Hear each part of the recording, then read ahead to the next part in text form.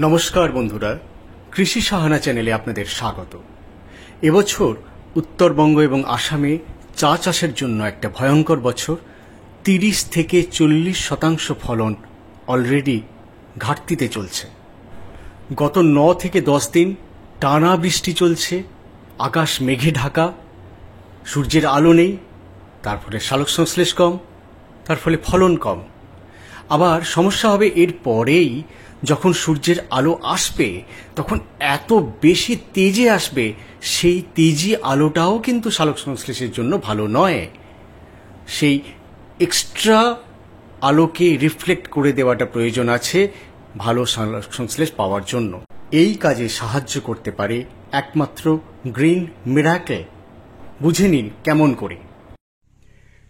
এখন আমরা বুঝে নেব গ্রিন মিরাকেল কি করে কাজ করে চায়ের উপর। আমরা সবাই জানি আলোর একটা নির্দিষ্ট ইন্টেন্সিটি ফটোসিনথেসিস বা সালোকসংশ্লেষ করতে সাহায্য করে। তার বেশি ইন্টেন্সিটির লাইটও খারাপ, কম ইন্টেন্সিটির লাইটও খারাপ।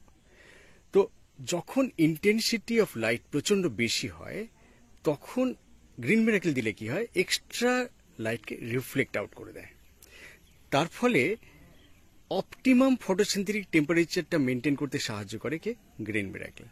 যখন অপটিমাম টেম্পারেচার মেনটেন হয় তখন পাতা থেকে এক্সেস জল বেরিয়ে যাওয়াটাও বন্ধ হয়, তার ফলে ওয়াটার ম্যানেজমেন্টও হয়ে যায়।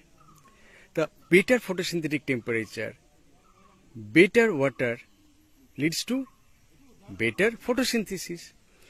বেশি করে সালোকসংশ্লেষ হয়, বেশি করে খাবার তৈরি হয়, ন্যাচারালি কি হবে, সেই এক্সট্রা স্টার্চ, এক্সট্রা খাবার পাতায় রিফ্লেকশন হবে। দেখে নেওয়া যাক গ্রিন মিরাকেল দেওয়া এবং না দেওয়ার মধ্যে তফাৎ কিরকম।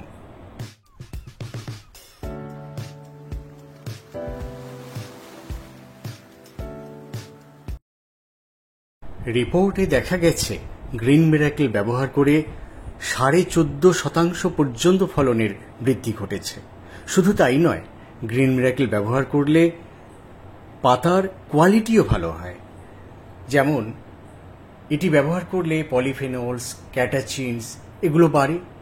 তার সঙ্গে সঙ্গে থিয়াফ্লুভিন, থিয়ারুবিজিন এইগুলির পরিমাণও বাড়ে।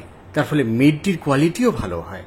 গ্রিন মিরাকেল আপনি যে কোনো কীটনাশক বা ছত্রাকনাশকের সাথে প্রয়োগ করতে পারেন।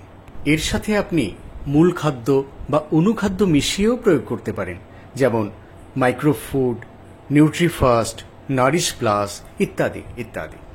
কৃষি সাহানা চ্যানেলের প্রতিবেদন যারা প্রথমবার দেখছেন তারা জানেন না এই চ্যানেল থেকে তারা কিভাবে উপকৃত হতে পারেন।